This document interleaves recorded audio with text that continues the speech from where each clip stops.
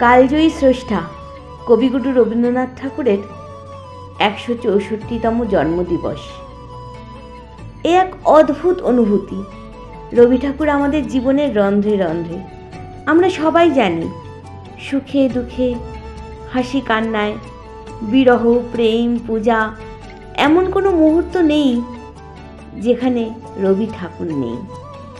আজ যখন দেশে যুদ্ধের সাজো সাজো রব, চারিদিকে যুদ্ধের দামামা বেজে উঠেছে, ঠিক সেই পরিস্থিতিতেও যে গান আমাদের মনে পড়ে, যে কবিতা আমাদের মনে পড়ে, তা তিনি সেই সময়েই লিখে গেছেন।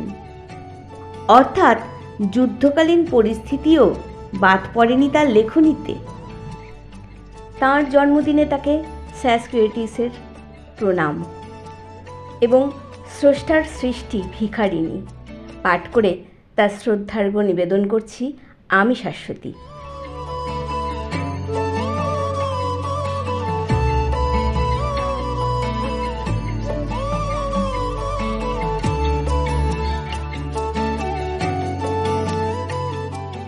কাশ্মীরের দিগন্তব্যাপী জলোৎস্পর্শী শৈলমালার মধ্যে একটি ক্ষুদ্র গ্রাম আছে। ক্ষুদ্র ক্ষুদ্র কুটিরগুলি আঁধার আঁধার ঝোপঝাপের মধ্যে প্রচ্ছন্ন। এখানে সেখানে শ্রেণীবদ্ধ বৃক্ষ ছায়ার মধ্য দিয়া একটি দুইটি শীর্ণকায় চঞ্চল ক্রীড়াশীল নির্ঝর গ্রাম্য কুটিরের চরণ সিক্ত করিয়া ক্ষুদ্র ক্ষুদ্র উপলগুলির উপর দ্রুত পদক্ষেপ করিয়া এবং বৃক্ষচ্যুত ফুল এবং পত্রগুলিকে তরঙ্গে তরঙ্গে উলট পালট করিয়া নিকটস্থ সরোবরে লুটাইয়া পড়িতেছে।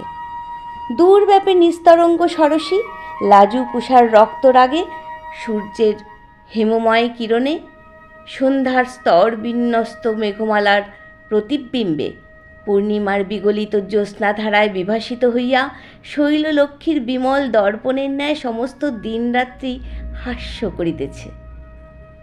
ঘনবৃক্ষ বেষ্টিত অন্ধকার গ্রামটি শৈলমালার বিজন ক্রোড়ে আঁধারের অবগুণ্ঠন পড়িয়া পৃথিবীর কোলাহল হইতে একাকী লুকাইয়া আছে।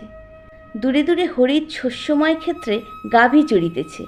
গ্রাম্য বালিকারা সরসী হইতে জল তুলিতেছে। গ্রামের আঁধার কুঞ্জে বসিয়া অরণ্যের ম্রিয়মান কবি বউ কথা কও মর্মের বিষণ্ণ গান গাহিতেছে। সমস্ত গ্রামটি যেন একটি কবির স্বপ্ন। এই গ্রামে দুইটি বালক বালিকার বড়ই প্রণয় ছিল। দুইটিতে হাত ধরাধরি করিয়া গ্রাম্যশ্রীর ক্রোড়ে খেলিয়া বেড়াইত। বকুলের কুঞ্জে কুঞ্জে দুইটি অঞ্চল ভরিয়া ফুল তুলিত।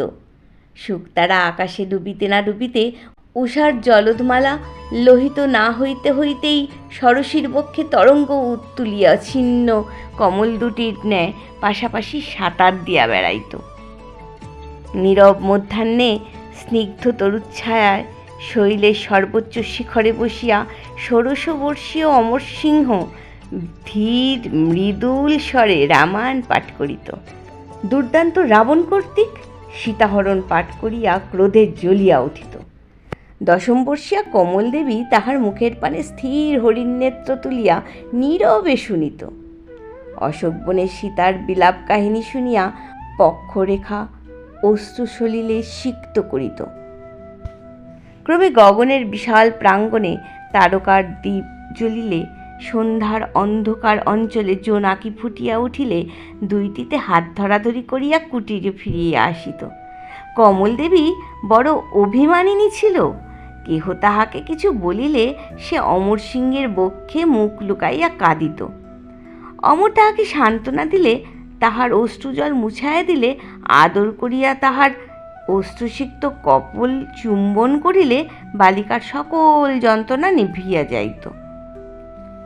পৃথিবীর মধ্যে তাহার আর কেহই ছিল না। কেবল একটি বিধবা মাতা ছিল আর স্নেহময় অমর সিংহ ছিল।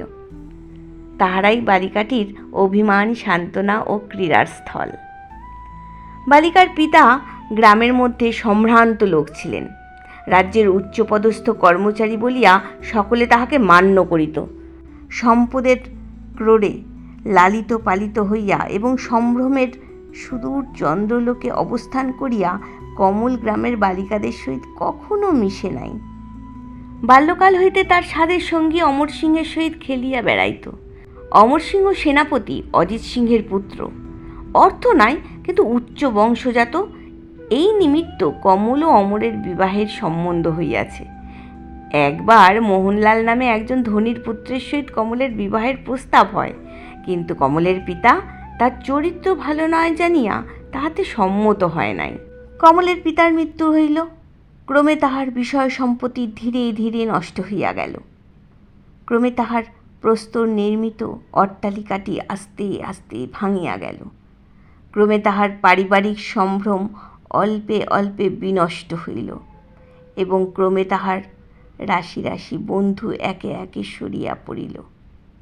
অনাথা বিধবা জীর্ণ অট্টালিকা ত্যাগ করিয়া একটি ক্ষুদ্র কুটিরে বাস করিলেন। সম্পদের সুখময় স্বর্গ হইতে দারুণ দারিদ্র্যে নিপতিত হইয়া বিধবা অত্যন্ত কষ্ট পাইতেছেন। সম্ভ্রম রক্ষা করিবার উপায় দূরে থাক, জীবন রক্ষারও কোনো সম্বল নাই। আদরিণী কন্যাটি কি করিয়া দারিদ্র দুঃখ সহ্য করিবে? স্নেহময়ী মাতা ভিক্ষা করিয়াও কমলকে কোনো মতে দারিদ্র্যের রৌদ্র ভোগ করতে দেন নাই। অমরের সহিত কমলের শীঘ্রই বিবাহ হইবে। বিবাহের আর 2-1 সপ্তাহ অবশিষ্ট আছে। অমর গ্রামের পথে বেড়াইতে বেড়াইতে কমলকে তাহার ভবিষ্যৎ জীবনের কত কি সুখের কাহিনী শুনাইত। বড় হইলে দুজনে ওই শৈলশিখরে কত খেলা খেলিবে, ওই সরসীর জলে কত সাঁতার দিবে, ওই বকুলের কুঞ্জে কত ফুল তুলিবে।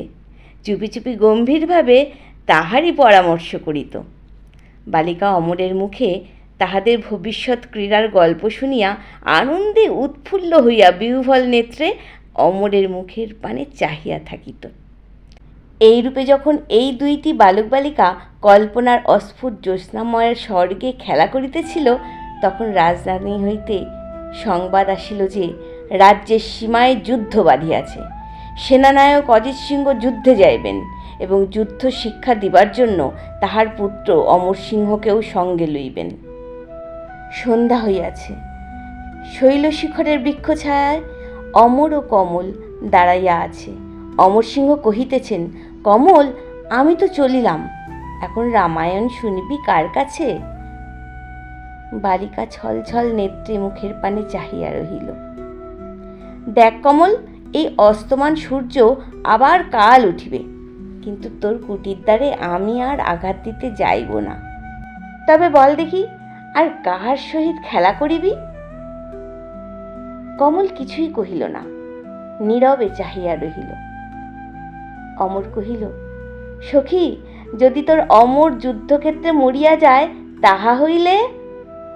কমল ক্ষুদ্র বাহু দুটিকে অমরের বক্ষ জড়াইয়া ধরিয়া কাঁদিয়া উঠিল। কহিল, আমি যে ভালোবাসি অমর, তুমি মরিবে কেন?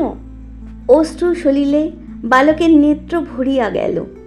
তাড়াতাড়ি মুছিয়া ফেলিয়া কহিল, কমল, আয়, অন্ধকার হইয়া আসিতেছে, আজ এই শেষবার তোকে কুটিরে পৌঁছাইয়া দেই। দুজনে হাত ধরাধরি করিয়া কুটিরের অভিমুখে চলিল। গ্রামের বালিকারা জল তুলিয়া গান গাইতে গাইতে গৃহে ফিরিয়া আসিতেছে। বনশ্রেণীর মধ্যে অলক্ষিতভাবে একটির পর আরেকটি পাপিয়া গাহিয়া গাহিয়া সারা হইতেছে। আকাশময় তারকা ফুটিয়া উঠিল। অমর কেন তাহাকে পরিত্যাগ করিয়া যাইবে? এই অভিমানে কমল কুটিরে গিয়া মাতার বক্ষে মুখ লুকাইয়া কাঁদিতে লাগিল। অমর অশ্রু সলিলে শেষ বিদায় গ্রহণ করিয়া ফিরিয়া আসিল। অমর পিতার সহিত সেই রাত্রেই গ্রাম পরিত্যাগ করিয়া চলিল। গ্রামের শেষ প্রান্তে শৈলশিখরপুরী উঠিয়া একবার ফিরিয়া চাহিল। দেখিল শৈলগ্রাম জ্যোৎস্নালোকে ঘুমাইতেছে, চঞ্চল নির্ঝরিণী নাচিতেছে। ঘুমন্ত গ্রামের সকল কোলাহল স্তব্ধ। মাঝে মাঝে 2-1টি রাখালের গানের অস্ফুট স্বর গ্রাম শৈলের শিখরে গিয়া মিশিতেছে। অমর দেখিল কমল দেবীর লতাপাতা বেষ্টিত ক্ষুদ্র কুটিরটি অস্ফুট জ্যোৎস্নায় ঘুমাইতেছে। ভাবিল, ওই কুটিরে হয়তো এতক্ষণে শূন্য হৃদয়া মর্মপীড়িতা বালিকাটি উপাধানে ক্ষুদ্র মুখখানি লুকাইয়া নিদ্রাশূন্য নেত্রে আমার জন্য কাঁদিতেছে। অমরের নেত্র অশ্রুতে পুড়িয়া গেল। অজিত সিংহ কহিলেন, রাজপুত বালক, যুদ্ধযাত্রার সময় কাঁদিতেছিস?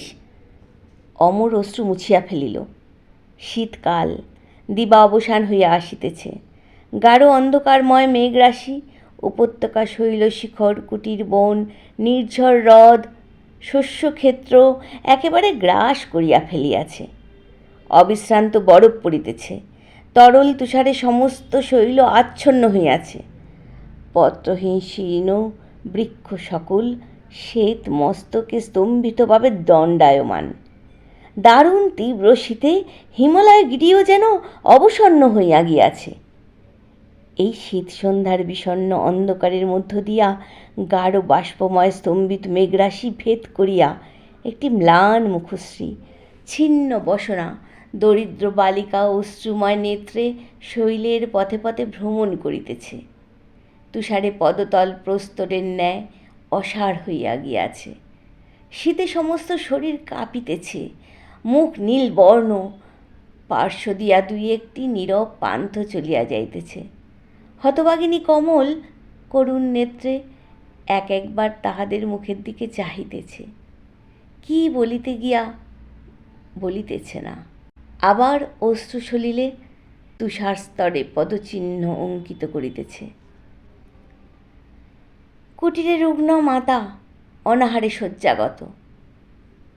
সমস্ত দিন বালিকায় এক মুষ্টিও আহার করিতে পারে নাই।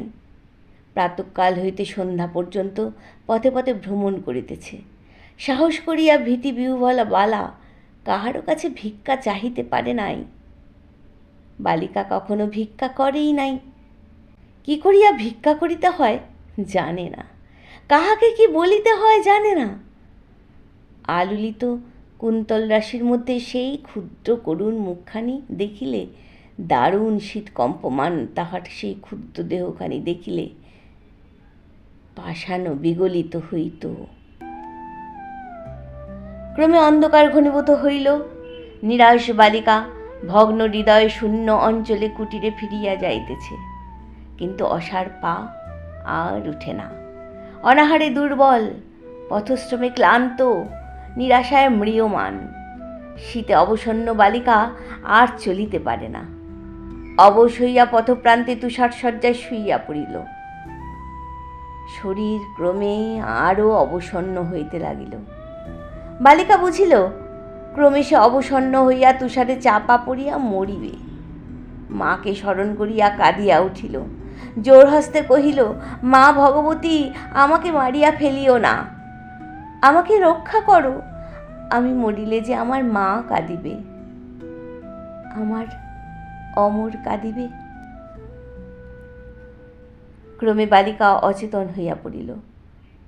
কমল আলুলিত কুন্তলে শিথিল অঞ্চলে তুষারে অর্ধমগ্না হইয়া বৃক্ষচ্যুত মলিন ফুলটির মতো পথপ্রান্তে পড়িয়া রহিল।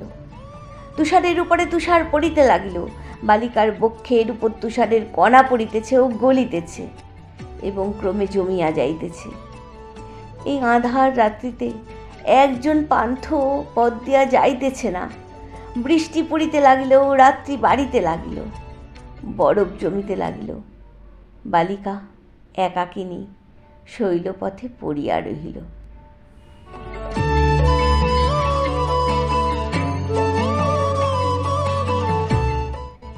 কিংবদন্তি কবি রবি ঠাকুরের ভিখারিনীর প্রথম পরিচ্ছেদ কেমন লাগলো কমেন্ট বক্সে জানাতে ভুলবেন না কিন্তু। ধন্যবাদ।